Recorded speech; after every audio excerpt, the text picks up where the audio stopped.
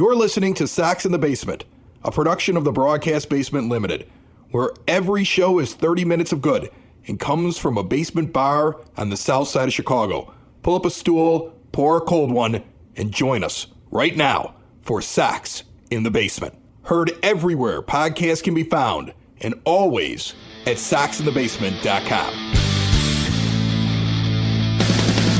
Can we just get out of the way at the beginning of this show, all the hubbub over this new sports channel that the White Sox and the Blackhawks and the Bulls are going to be on? Can we just settle something real quick? Everybody's in a tizzy over the fact that it's not on YouTube, and it's not going to be on YouTube television, and it's not going to be on Comcast, or it isn't on there yet. And everybody's like, well, how do I watch it? And I got to be honest with you, Ed, I cut the cord years ago. I stopped paying for television years ago. Like, I just stream apps, and I have a set of rabbit ears. And I've been using the rabbit ears to watch Bears games, especially when they're on Fox 32, because there isn't really a streaming app to watch them. So for years I've done that. White Sox games, I go hang out with Dad. It gives me an excuse to get out of the house. I go up to the bar up the street. Like, I go find places to watch the game. That's what I've been doing the last couple of years. I love this new setup because I can watch it on 62.2 whatever. All you do is take rabbit ears, Ed. You can use any kind. You don't even need to have HD rabbit ears. These televisions over the last 10 years, they're built in a way that your old rabbit ears from your college dorm years, and I know some of you are younger than me, but back in the late 90s, I had rabbit ears on my TV so I could watch television. This was the thing. For those of you who are a little unclear on the concept, what Christopher is talking about is not actually lopping the head off of a rabbit. No, it's an antenna. It's a little antenna thing. Yeah, it's one antenna. There's two antennas, and you pick them up, and they look kind of like rabbit ears, like what you'd put behind somebody's head in a photograph. If you haven't explored this, do it. You'll be amazed at how much free content is just sitting out there. Like, if you get a little set of rabbit ears, the cheapest kind, go on eBay. But you don't need to buy the expensive ones. You can if you want the picture to be perfect, because sometimes it jumps depending on the signal. Sometimes I get to watch an entire Bears game and never jumps. The signal has always been worse further down the dial. Depends on where you're at. Like, CBS 2 is always more jumpy than WGN. But if you're old enough, you actually remember that being the case growing up. Like, it's still the same. There were some of the channels just, they didn't pick up quite the same depending on where you were, your area. But now they're in digital HD quality, and there's all kinds of sub-channels. So if you take an antenna and you plug it into the back of your television, the amount of free TV that you can get, like shows that you remember when you were young, live programming, news, sports, there's so much, and it's completely free. And all you have to do is take the time to get an antenna and plug it in the back of your TV. Now, I get that everybody's like in a tizzy because they just want it inside of their package, right? Like, you like spending $80 a month for YouTube TV or whatever the hell it is, because I know it was going out of control. That's why I stopped doing it. You know, you like to have your TV plugged into a wall where a cable runs through your entire house and goes out of the house, and Comcast pumps it in. Whatever you love doing, right? But you're spending so much money on it. I mean, I think I may spend, with all the apps that I have to watch television and my rabbit ears, less than $30 a month for television. And we never run out of entertainment options. And I'm able to get all the live sports I could possibly think of. All the live sports. And them being on free TV. That's the best part of this whole deal. Like, everybody's like, well, I can't wait till there's an app that I can pay $9.99 for so I can watch it through the app. Or you can get rabbit ears and pay nothing. Right. Like, I mean, like, it's the weirdest argument. And I've been so quiet about it over the last couple of weeks because everybody's so fired up. And I get it if you don't live in Chicago. Like, let's say you're outside of the broadcast range of it. I get that then. I understand your frustration. But if you live in the Chicagoland area, where back in the 1980s, they could pick up these stations on their TVs, you can still do it now. And the picture's better, and the signal's stronger, and it's free. One time, if you don't have an old pair, like, first of all, go check the storage area with all of Grandpa's old stuff. Okay? When Dad passed years ago, I guarantee you somewhere in his junk drawer, there's a set of rabbit ears, little antenna. And plug it into the back of the TV and be amazed. The way that people are so fired up because they can't watch this new channel, and I love bashing Jerry Reinsdorf. It's one of my favorite things to do because he sucks. But This is the greatest thing ever. The idea that I can just now find them on free television and watch it. You know, I think it's strange. It's a generational thing. It's clearly a generational thing.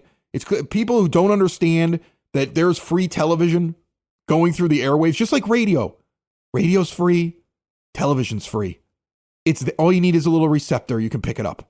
And the fact that they're on something right now that you could pick up for free, folks, if you don't like Jerry Reinsdorf and you want to rip him off, watch some free television on Rabbit Ears. That's what I'm doing. I'm not buying the app. Like they're all talking about how they're going to get him an app eventually. I'm not paying for that. As long as it's on 62.2 or 62.3 or whatever they're doing on my digital free television with my Rabbit Ears, I will be watching the White Sox on that for free. Once again, I found a way to get the product without having to give that miser any money. Thank you. Yeah, well, and you're not giving him money, but you're not giving him extra money.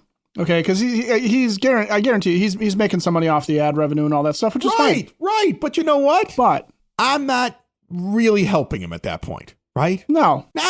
And here's my laugh about the whole thing too. That I was reading on Awful Announcing that the carriage issue with Comcast is that Comcast wants this channel to be only available on their highest tier. That's also, you know what Comcast is relying on? What are you doing? Why would no one's paying extra for the White Sox? Comcast is relying on the fact that you can't figure out that it's free. Right. Comcast is like, well, these morons, they don't know how to plug in rabbit ears in the back of their TVs. Let's jack up the price. I mean, and here's the funny thing. There are technically sound people who would sit there and tell you a couple years ago before Major League Baseball closed the loop how to get a VPN address through your computer that showed that you weren't living in Chicago if you were there. So you could go and get a VPN address and pay for it. That would make everything think that you weren't in Chicago. So then their systems, Major League Baseball, would think you were living in Colorado, and then you could stream through MLB TV White Sox games. And people were doing that. And that's trickier than plugging in rabbit ears. It was a lot trickier. Yeah, now we're going back to like old school workarounds, and people can't figure it out. And this isn't even a workaround. They're advertising it. It's free. It's on your television. It's the dumbest thing in the world. I get it for the people that are in the outlier counties that may not get a very strong broadcast signal and can't get that channel. But if you're in Chicagoland, all you need to do is dust off the old antenna and just plug it in, and you're good. Watch the games. Enjoy. You can buy really nice ones too that'll pick up the signal even better, and it's going to be a lot cheaper than 6 months of streaming it, and definitely a lot cheaper than paying for YouTube television or anything else like that. It may be one of the silliest things that I've watched over the last month, the complaint over this new White Sox network. The old school people remember that Jerry Reinsdorf had a scheme where you had to buy a box specifically only for the White Sox, and then you had to that's how. Yeah. Right? It was like closed circuit television just to watch the White Sox. On TV was a big deal to have that little on TV box. And that was Eddie Einhorn when he was essentially Jerry's partner.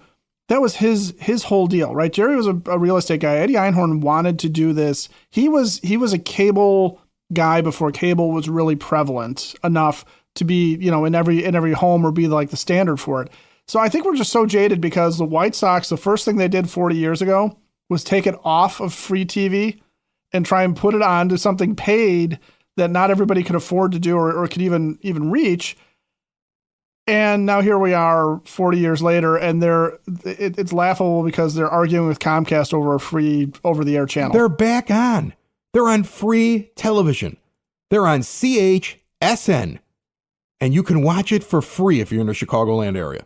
Again, I understand the convenience issue and how people sit around. They've gotten used to the way that they get their television. You got to go a little old school on this one. Go a little old school, watch it for free. Calm down. Sox in the Basement listeners, for exterior windows, doors, patio doors, and storm doors, look no further than Window and Door Superstore of Oak Forest. They are not traveling salesmen who show up at your door with a dingy little example and you got to look in a book and try to pick out what your windows are going to look like. Instead, get into their big, beautiful showroom where there's an owner on site and also on site when they put in your windows. All Window and Door Superstore installers, they don't farm out the work. They've been doing it that way for 40 years in Oak Forest since 1985. All major brands are custom made and no stock items for a perfect fit. Window and Door Superstore of Oak Forest is 1/2 block east of 159th and Ridgeland at 6280 159th Street. See more at windowdooroakforest.com. Every once in a while, it's not an article or something I see on television or hear on the radio that gets me to bring in a guest. Sometimes it's just a tweet in the middle of a week during the offseason when the White Sox aren't playing and we're watching other teams in the postseason. And Elijah Evans of Just Baseball and also Future Sox put out a tweet. And I said, well, I want to talk to you about this because it's what we're talking about today on the program. And it's all about free agents that the White Sox may bring in. It's not going to be an empty offseason. I don't believe it. Elijah doesn't either, I don't think. How are you? I'm doing good, Chris. Appreciate you having me. I agree with you. I don't think it's empty. I think it's going to be not thrilling, right? It's not going to be a Juan Soto offseason. I can tell you that for sure. But I do think, where the team is at right now, right? Like there is very few players on the books and a ton of young players. And you got to at least bring in a few guys to supplement those young players and try and fill out the roster in addition to trying to flip some guys to deadline eventually. Yeah, I mean, we figured it out a few weeks ago that honestly, with the arbitration and what's actually under contract, and they don't need to tender everybody, they could really walk into this offseason at about $40 million. And then even if they end up at the bottom of payroll in Major League Baseball, that was in the 90 millions this past year. So They have some room to go out and sign some guys, and a lot of things that have been suggested is similar to what you've suggested. First, it's deep at first base. There's going to be a lot of first basemen that are going to be available out there, and they're an upgrade over anything the White Sox have right now and flippable likely at the midseason point if you wanted to do that. Outfield, there's a deep outfield out there. Right field has never gotten solved. You got Benintendi in left, you got Robert in center, but the outfield is one. And then a lot of people suggesting relief pitchers. I saw you doing that today because they're easily flippable. If you get a good one that somebody's going to want, you can get yourself a top tier prospect at the midway point.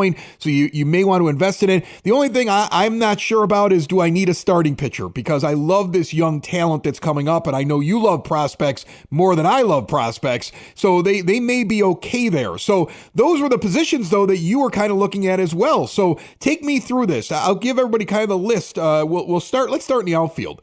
Michael Conforto, Michael Taylor, Max Kepler, Harrison Bader. These are four names you threw out there into the ether. Why these guys? I'm not opposed to any of them, but you think this is the type of player in the White Sox wheelhouse right now? Right. I think so. There's tiers, right, of the offseason, right, in terms of outfielders, right? You've got your Juan Soto, obviously a tier of his own. Beyond that, you've got Anthony Santander, Teoscar Hernandez, that kind of elk, Tyler O'Neill as well, who are players that are coming off, really good seasons that earn themselves a huge payday. The White Sox aren't signing those guys, unfortunately. That's just the reality. They're not. Those guys want to play for contenders. They've earned the ability to play for a contender. They all had huge seasons. They're not in that tier.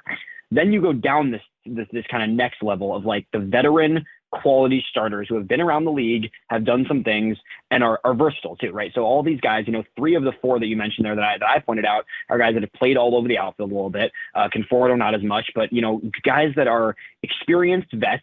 Multiple of them being lefties. I really particularly would like a lefty. I think they'd be a good ad. I don't mind the idea of a righty as well, but I think these are low, like early 30s veteran outfielders who have been solid players at some point in their career. They're not a star. They're not going to be flashy, right? I think Conforto is probably Conforto is more of that veteran guy who had a good year coming off. He's been up and down the past few years, dealt with some injuries, but generally a veteran presence. I think Kepler is your highest upside guy here, but he's coming off a rough year. So I think you can kind of buying low on a guy like Kepler and hoping he improves. And that you've got Bader and Taylor, who gives you some versatility. And also I like the idea with those two because they've been center fielders most of their career. So those two can play a right field, but then if you get a good season from Luis Robert and you're able to trade him, you've got two guys that can one of those guys could potentially immediately play center if you were to trade Robert at deadline. So I think those are all in the tier of they all were solid starters. They're not going to be a great player, right? But all of them have been quality MLB starters for some years now. They're in their 30s, so they're not going to cost a ton. And they're versatile enough where they can serve multiple purposes for the White Sox, whether it be winning right now or potentially being flipped at the deadline. Kepler's the most interesting one to me because I agree. He's had some big years and there seems to be no pattern to it, right? Like all of a sudden, like if you look at him, like he's a 36 home run guy, then he hits 9, then he's back to hitting 20, and then he hits 9, then he hits 24, then he hits 8. I mean, I guess that's actually a pattern. He's due for about 25 home runs next year. Right. Maybe they should sign him. Like it's weird when you look at him because you're like, where's the consistency? And there have been some injuries. So that's what I'm weary about as a White Sox fan. Is a guy like that. We've dealt with so many guys that get injuries. We're not a team that keeps guys healthy, but a healthy Max Kepler probably fits what they're willing to spend and gives a little stability in the outfield. Let's take a look at another position here. First base. Rhys Hoskins is an interesting name. Josh Bell. Wilmer Flores. I wish they'd go a little bit bigger, though, on this, right? Like, I mean, it feels like there's a few names that are in that tier above that maybe they can get to sign a 2-year deal that they could still flip. I mean, is that where you think they're at the Hoskins and Bell level? Kinda, unfortunately. The thing with the free agency on the first base side, there's a lot of first basemen, right? The A tier is Christian Walker, Pete Alonso. They're not getting either of those guys. Then you go down, and it's like, do you really want to spend? I mean, I don't hate the idea because if you're going to flip them anyways, then fine. But are you really going to go out and spend a lot of money on a Carlos Santana or a Paul Goldschmidt or a Justin Turner who are in there, about to be 40 or already 40 in some cases? I mean, Santana's coming off a great year. He's familiar with the AL Central. Maybe that makes sense as a 1-year deal, just flipping at the deadline. Okay. But none of those guys are really, I'm not sure any of those guys are worth the value. And then that next tier is kind of Hoskins, Bell, Anthony Rizzo, no. Wilmer Flores, yeah, I mentioned him. Joey Gallo, I guess, is not a terrible idea in that same kind of tier. I do think, though, Hoskins and Bell are honestly, provide some upside. Both those guys have been pretty decent power bats at points in their career, right? So it's like they give something to look for and something to potentially hope for. So I think it'd be great if they could get a Christian Walker to sign with the White Sox, but I just don't see that being realistic. So I do think it goes down to that next tier of Hoskins, Bell, Gallo, Flores, whatever. And I think one of those guys would be fine, right? I mean, end of the day, like it comes down to whether or not they're going to move on from Andrew Vaughn, right? And I think Sheets is all but gone at this point. Vaughn's the bigger question mark there. But I do think it's like Vaughn he hasn't taken the step, right? He had some good months this season. He had some good games this season, but it's like he hasn't taken steps forward. So why are we at least try to pivot? Maybe they try to trade him instead of just letting him go or non-tendering him, right? Like, I'm not sure what they're going to do with Vaughn. There's also a chance they just run out Vaughn and Elko and they call it a day and they let Vaughn keep playing and they have Elko as kind of the secondary DH first base guy. That is possible and it's okay. But I do think somebody like a Hoskins or a Bell would still be at least something to potentially get some value from, and whether it be offensively, you get a power guy in your lineup, and you could potentially flip either of those guys. Both of them are only 32 years old, so at least they have some value in terms of deadline acquisition potentially. All right, so we've been talking to the Just Baseball Elijah Evans, but let's also bring in the future Sox Elijah Evans here for this next part, because I think they've got enough arms. Crochet is probably coming. I saw the estimate. It's like $2.5 million. I mean, yes, maybe they trade him. Maybe they do that. Maybe they trade him. Maybe him talking about getting an extension, maybe that's a real thing. Let's wait and see what happens. But just assuming that he's sitting in there, you got Drew Thorpe coming back. I want to see him pitching every 5 days. I want to see Jonathan Cannon pitching every 5 days. I want to see Sean Burke for sure pitching every 5 days. I mean, and then you've got a lot of other names that could be that fifth guy between whether or not it's Davis Martin or Iriarte, and you have a group of young guys, and you'd like to see them pitch. You think Noah Schultz is probably getting here at some point next year. You would think Hagen Smith could probably get here at some point next year. There's a lot of pitching coming. Am I wrong about them having that much depth? Because you're saying we should still go out and get a starting pitcher. Okay, so here's my reasoning on this one. I'm working under the assumption Crochet is traded. So that is basically to preface kind of why I still said, pitching, right? I have this whole article coming out for JB this week that that really dives into each kind of option rotationally. But I think you're completely right.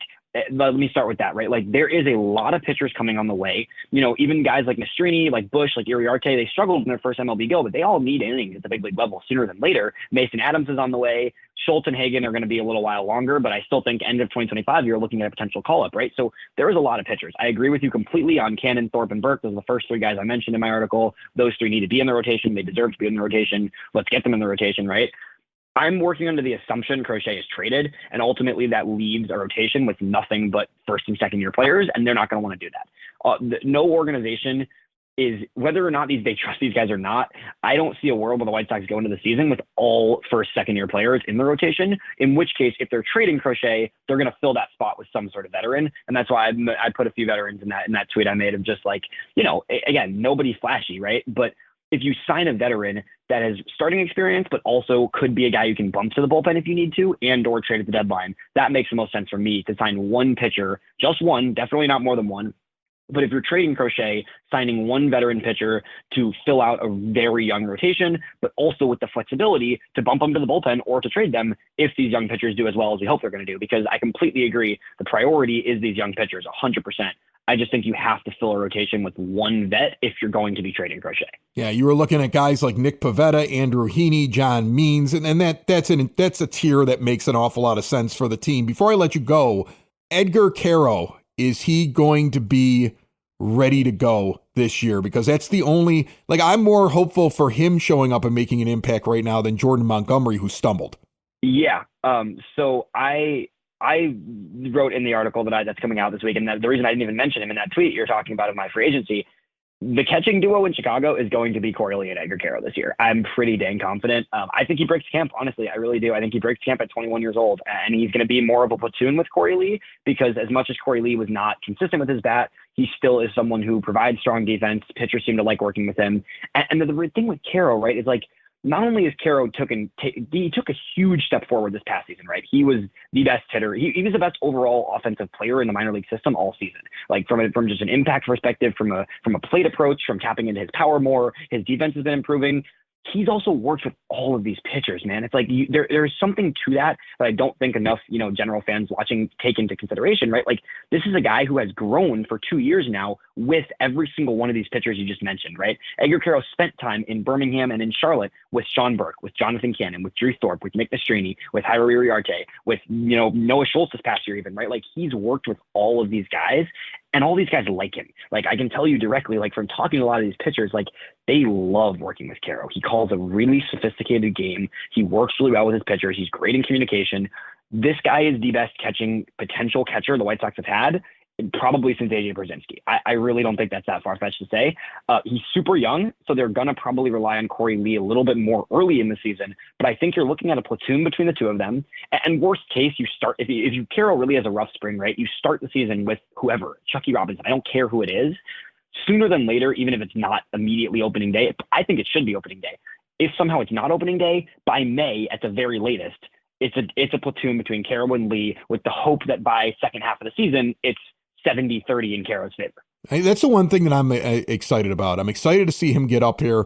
I feel like I think the thing that we're going to struggle with the most, Elijah, is where do you find those middle infielders? Like you need Colson to figure it out. You got to figure out Lenin Sosa's not very good defensively. Like we've suggested it, like maybe he's a first baseman of the future. Like they've got to figure that out. This is my thing. Like, and I didn't mention, somebody in the comments did a really good job mentioning some middle infield guys, because I wouldn't be surprised if they sign a middle infielder. But what I don't want to happen is another Nicky Lopez-esque signing, right? Where it's like you're getting a guy to fill a spot, but it doesn't really matter, right? Like that's what I don't want to see. What I really want to see is giving those guys some run. I think with other positions like right field, like there's nobody you need to give run to prevent you from signing a free agent.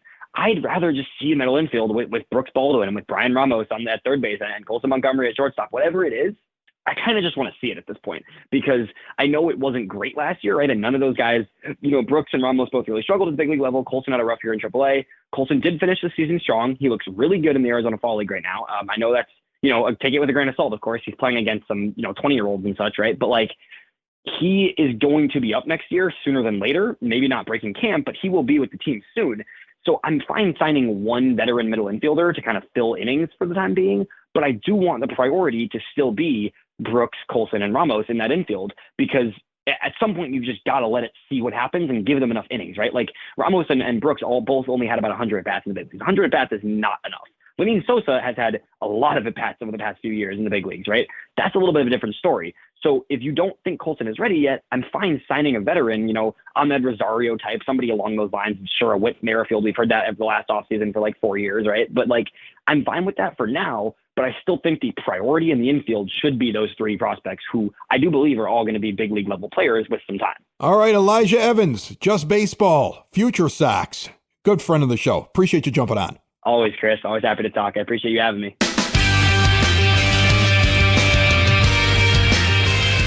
Sox in the Basement listeners trying to make the most of your money, give a call to Tom Walsh, your Edward Jones financial advisor. Located on the corner of 111th and Kedzie, but serving the Chicagoland area, Tom has a get-to-know-you approach and a do-the-right-thing attitude. He's been doing this for decades. It's all about knowing your options when you're investing and planning for your retirement. No matter what stage you are at, it costs nothing to check in with Tom. Give Tom Walsh or Edward Jones Financial Advisor a call today, 773-779-0023. Edward Jones, member SIPC. First base continues to be something that I sit there and say, I don't know why you keep Andrew Vaughn when you either want to give Vargas and Ramos both at bats, and you could move Vargas over to first base, where you could consider moving Sosa over to first base because his defense isn't that good, but he was hitting really well. And you can look at the fact that his entire career, B-WAR, Baseball Reference wins above replacement for Andrew Vaughn is 1.1. Over the last 2 seasons, these guys have already accumulated more wins. Christian Walker will be available in free agency. Pete Alonso will be available in free agency. Walker's got 6.8 WAR. Alonso 5. Carlos Santana 4.5. Paul Goldschmidt 4.4. Ryan O'Hearn 3.2. Justin Turner, if he decides to play at 40 and isn't going to be playing third base, could stand over at first base and give you 2.2. Wilmer Flores is still above Andrew Vaughn at 33 years old. And then you got guys like Rhys Hoskins. And again, Rhys Hoskins didn't have a good year last year, but he's a guy that over his career has an 11 B-WAR. So he's still an upside guy. There's so many options. That's why I don't see why you would keep Vaughn or Sheets. Because there's so many guys that are sitting out there, and why wouldn't you inject a little bit of veteran leadership, ability, and a better bat into your lineup? That if halfway through the year, Ed, that guy's hitting, now you can go pick up a prospect for him if you're out of it, which you probably are going to be. You're showing these young guys how to go about their business because you brought in some professional hitters. So, I mean, I really think that they've got to go look at first base and at just the deluge of guys that are sitting there that can contribute with a bat. And who cares if they're in their 30s? There's somebody who's going to be of value halfway through the year and is going to give you something better than Sheets and Vaughn. They have to look in that direction. There are other guys that are sitting there in the middle infield, but I would think your higher-end middle infield guys, like I would love to have Ha-Seong Kim. But it's a mutual option. Maybe he gets out of it. But he's gotten almost a 7 WAR over the last 2 years, and he is 29 years old, and I would love to have him in my middle infield mix. And you could probably afford him. And maybe if I were the general manager, I'd go get him. I just don't know if Getz has it in him to go make a move like that, because you'd have to sign him to a multi-year deal. Well, and I think that's when Chris Getz says he's not going to be deep in free agency too. I think the other thing to prepare yourself for is there's maybe only going to be one, maybe 2 multi-year deals handed out, and those are probably going to be for pitchers, I would guess, rather than position players. I think you're more likely to see somebody like Rhys Hoskins get a 1-year prove-it deal and have him try and reclaim where he was on the pecking order of Major League first baseman and turn him into a guy that is either going to be, a nice veteran presence in the clubhouse and a middle of the order stabilizing bat, right? Or he's going to be that trade fodder that you just mentioned, where some team in contention is going to know Rhys Hoskins has done it before and is going to know Rhys Hoskins can do it again, and is going to see that he's over his injury issues and that he's back to his old self and he's hitting, and he's going to be valuable as a first baseman, DH, bench bat, starter, whatever they need him to be. I don't know that with like a Ha-Seong Kim that the White Sox are going to look at him and go, okay, he's worth a 5-year commitment the way a team that's in a win now mode or has, absolutely nothing going on in the middle infield will look at that, because Colson Montgomery had a lousy year and he's not going to be ready for the start of the year, I don't think. He would have to come into camp, first of all, in the quote unquote best shape of his life, which they're all going to do. And that's, of course, a relative term. But the other thing is that he's going to have to prove it not only in spring training, he might actually have to prove it in Charlotte again a little bit before he makes it to the team. But at some point, you're not looking to block out somebody that you think might be better in the long term. And that's why Nicky Lopez sticking around, I think, is probably something that will happen, because Chris Getz wants to commit to the defensive thing. I would understand Lopez coming back more than Vaughn and Sheets, because it is very thin at the middle infield in free agency unless you're going to go get a guy that you have to spend a lot of money on and give several years to. Right. You don't want to overpay at this middle and with what's out there. Right. Because you're not getting a cornerstone on this free agent market.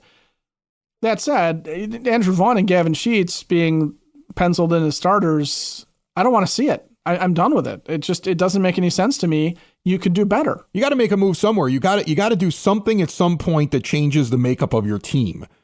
We had James Fox on a few weeks ago, and he suggested the idea of Tim Elko being the first baseman. What I'm saying is, you've got plenty of money that you can spend to go get a guy like Hoskins or somebody else that I mentioned already that's going to give you far more value and sit in the middle of your lineup. And that guy can go play first base, right? And he can go stand out there and he can hit the ball for the first half of the year and he gets on fire and you end up moving on from him and you pick up a great piece that's going to be usable right away in the next year or so. Because that's what they've been targeting up to this point. They're not looking for a lot of single A ball players. They're trying to flip this. They're trying to find those major league ready bats. You go and you do that and you move that guy to a contender. You have Elko still that can come up here in the second half of the season. You still have the option, again, of Vargas standing at first base or if you want to figure it out that way, or Sosa moving over. Like, I would be okay with them, Ed, letting go of Sheets and Vaughn, replacing those players with just one bat if it was a good bat. And if you're trying to convince me like, okay, we just want to bring in one really good bat here that we can move on from because we do want to still see what Vargas can do, or we want to move Sosa over, and then you come up with another plan for what's going to be standing at second base, that would make sense too. It's easy to say, but you got to bring in two bats and first base is where you want to look at. But imagine if they brought in one hitter that was a first baseman, one hitter similar to Hoskins. Let's look at the list of the guys. Some of them Elijah went over in right field. Right field would be an easy place to add to. There's a lot of outfield that's going to be out there and a lot of guys that are going to bring better value to you. Add those two bats onto your team, maybe another middle infielder that you like in there. And if you want to move Sosa into a DH or first base role, and now suddenly you can get a little stronger up the middle. You can add a few more bats there. You can move some guys in the middle part of the season. You can pick up some prospects. You're going to be a better team. And you give a little support to these young pitchers, because I don't know how you're going to get these young pitchers to develop properly if they're out there constantly trying to be perfect because you can't score any runs. Well, you're not gonna. It's like, think about it this way. If you've ever had an injury before, like I injured my back one time and it took forever for it to get better. Why? Because other muscles start compensating. Because you start walking a little different. Because now you start to you're avoiding pain, so you're doing things differently, and now you cause other injuries. Not having viable bats in the middle of your order and the ability to score runs is going to hamper the development of your pitchers. Because they're going to feel like they got to be perfect. Because you can't just take competitiveness out of it. You can't look at them like, kid, it doesn't matter if we lose 110. They don't want to lose 110. They're going to want to win. No, they can't afford to do that anymore. Right? And they're going to make mistakes trying to thread the needle with a team that can't score runs. You want this team to develop. Don't put all the pressure on the young developing guys. Bring in a few guys that can hit the ball and alleviate some of the pressure. You got the money to do it. And you can still stay at the lowest in Major League Baseball. Sox in the basement. Sox in the basement. Sox in the basement. Sox in the Basement. Heard everywhere podcasts can be found, and always on soxinthebasement.com.